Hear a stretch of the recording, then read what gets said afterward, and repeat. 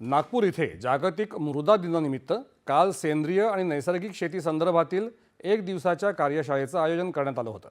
केंद्रीय कृषी मंत्रालयाच्या अधीन असलेल्या प्रादेशिक सेंद्रिय आणि नैसर्गिक शेती केंद्रातर्फे आणि नॅशनल डिझास्टर रिलीफ फोर्स अर्थात राष्ट्रीय आपत्ती निवारण दल म्हणजेच NDRF अकादमीच्या संयुक्त विद्यमाने ही कार्यशाळा पार पडली।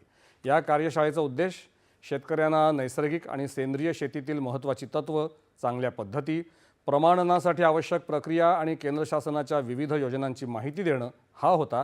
तसंच मिळालेली माहिती शेतकऱ्यांनी इतर शेतकऱ्यांपर्यंत पोहोचवावी हे देखील या उपक्रमाचं एक महत्त्वाचं ध्येय होतं। कार्यक्रमात NDRF अकादमीचे उपमहासंचालक डॉक्टर हरिओम गांधी तसंच नागपूरच्या regional centre for organic and natural फार्मिंगचे प्रादेशिक संचालक डॉक्टर अजय राजपूत उपस्थित होते। प्रगतिशील शेतकरी आणि शेतकरी उत्पादक संघटनांमधील प्रतिनिधी देखील मोठ्या संख्येने सहभागी झाले होते। आता